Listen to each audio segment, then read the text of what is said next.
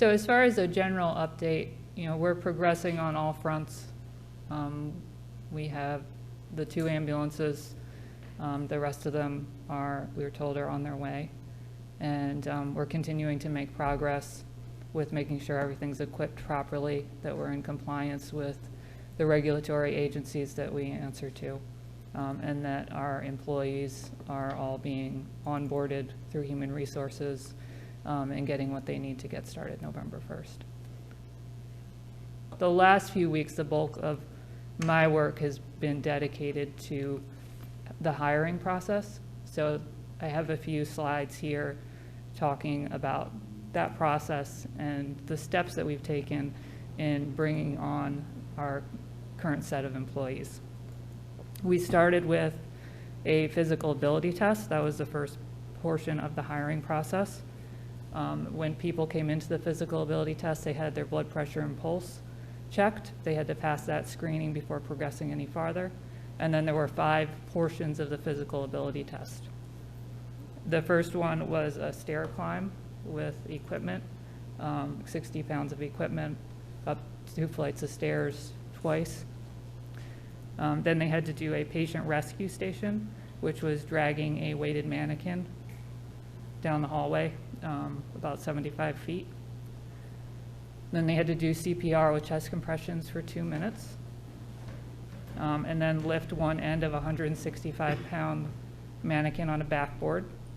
And finally carry a 120-pound barbell backwards 75 feet.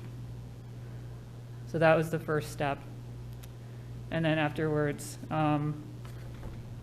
following completion of that, they attended a medical skills evaluation. So would it be easier for you if you want to change the slides from this podium? You can work from either podium. See if you're going to assist here.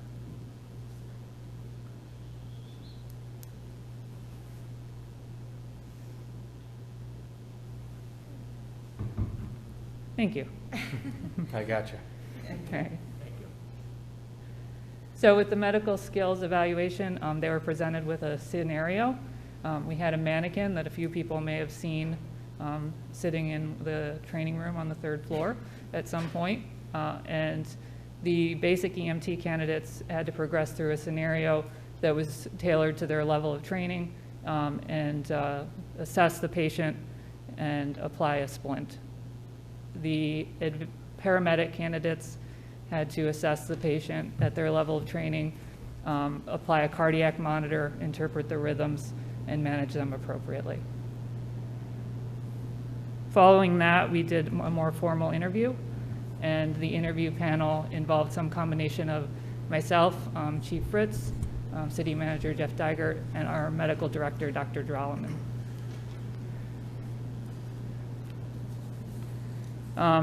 Our interview questions had a decent range of topics, but some of the things we focused on was asking about their applicants' interest in community paramedicine and community outreach, as well as their goals in EMS, their leadership goals, and their goals for their own personal professional advancement. Following the interview process, the successful candidates have started orientation. So as part of this, they're undergoing background checks. They're being enrolled in the LENS program, which is a notification system that will let us know if there's any problems with their driver's licenses at any time. They're getting pre-employment physical exams and will be completing online mandatory trainings. We're also going to be having them complete trainings regarding medical billing company, electronic PCR, which is a patient care report. That's the electronic medical record that's used in emergency medical services.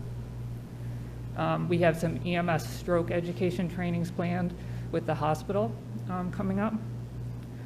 And they'll also be doing emergency vehicle training and being enrolled in the continuing medical education recertification program. The last slide is about that CME, or continuing medical education recertification program. I just included that because it's something that not a lot of people know about. Traditionally, the process of renewing your EMT certification or your paramedic certification involved taking a renewal class every 3 years. But the state implemented this option of continuing medical education recertification using ongoing training. And so we're getting everyone enrolled in that, and that's a good benefit for employees. And then finally, I want to be available to answer any questions that you have. Yes? Are these people on the payroll now? We have 4 on the payroll now, including myself. I hope it doesn't happen, but are they covered if they get hurt doing the first stage? The physical ability test, Yeah, we did have them sign waivers. perfect. Yes, Okay, thank you. you're welcome. Council. Thank you, Mayor, and thank you, Ms. Sullivan. This is a project that I've been interested in since I first was introduced to the idea when I first started on council. And I'm just really happy to see it coming to fruition and see the development being meticulous and thoughtful. And now more than ever, we do need a City of Auburn ambulance service, and I'm very happy to see you at the helm of that. Thank you. So I look forward to the first day that these ambulances are on the road and helping not only the citizens of Auburn, but through mutual aid, I'm sure these ambulances will be helping the community in general. So thank you for your beginning service, and I look forward to your years of service to come. Thank you, I appreciate that. Council. Thank you, Mayor. Ms. Sullivan, thank you for being here again tonight and for your presentation and your update. I just have a couple of questions that are really, I guess, geared at clearing up some misunderstandings, misconceptions, possibly falsehoods that are being spread throughout the community, even though we've talked about this multiple times here at council. When this idea was first brought to us, it was brought to us from an idea and from a place that it would be self-sustaining financially. And that concept came from the fact that we have had the ability for a number of years to review the billing that comes through the existing ambulance service. Based on where we are right now and the hiring that's been done, the expenditures, are we still confident that this will be self-sustaining through a fee-for-service model and that it will be no cost to taxpayers? Anybody, feel free to answer that. Yes. My planning is taking into account that we need to stay within the budget of the income that the agency brings in. Now, with an undertaking like this, there are uncertainties. So if we need to make adjustments going down the road, then we'll adapt to that. But any plans that I'm making now are taking into account the budget that I've been given to work with, and all efforts are being made to stay within that budget. Very good. The fact that the city maintains the certificate of need, does that also enable us to do transports through the new ambulance service if people have to be transported to other cities, other hospitals? Yes, it does. All right. And that will be billed a fee for service as well? Yes. Very good. There had been some arguments that we were going to put existing employees from the existing ambulance service out of work. Have there been opportunities for those employees to apply for the new ambulance service, and have we been able to hire some of those employees under the new ambulance service? Yes, we interviewed every application, and we interviewed the applicant for every application that we received. So everyone had an opportunity, and yes, we have hired some of the employees from the Auburn City Ambulance operated by TLC. Very good. And part of the reason we decided to move forward with this was that we were concerned about the response times and the wait times. And this isn't meant to knock the current ambulance service, because we've discussed why those hurdles exist. But is that still the case in the city right now? Are we still having difficulties with ambulance response times? I think Chief Fritz might be better able to speak to that. So yes, and again, it is a regional issue.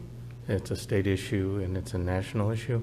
but we are here in the city still experiencing a shortage of ambulances and longer response times and wait times, not only on the scene waiting for an ambulance, but also once the ambulance gets to a medical facility, the hospitals are under a lot of stress also, so there's an increased wait time there as well.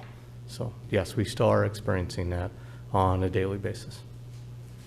And my last question is, will the ambulance service be independent of Auburn Fire Department? Yes, the ambulance service is a self-standing department. It is run by Director Sullivan.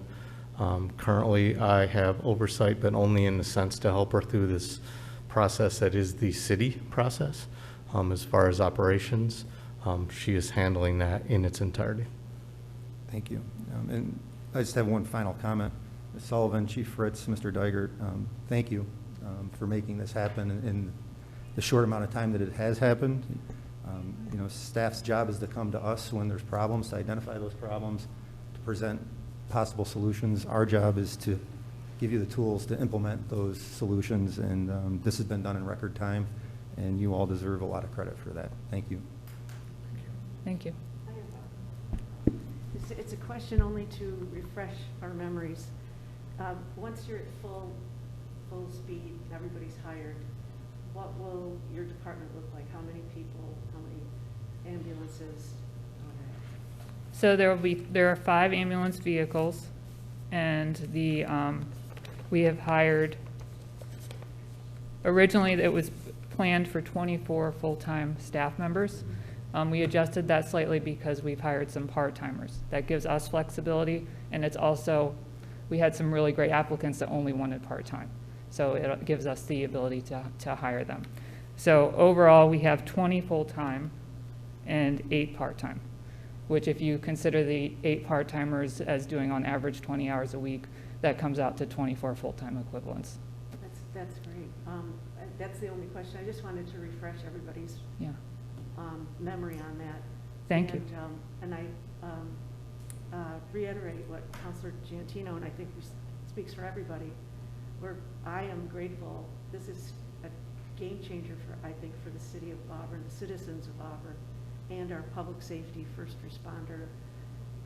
The medical attention that will be improved and the services brought to the people of the city of Auburn is part of living in the city. And it'll attract more families, I think. I think it does now, having the services that we do. I can tell by your presentation, you have not let any dust grow on your desk since you started, and we really appreciate it. Thank you. Thank you.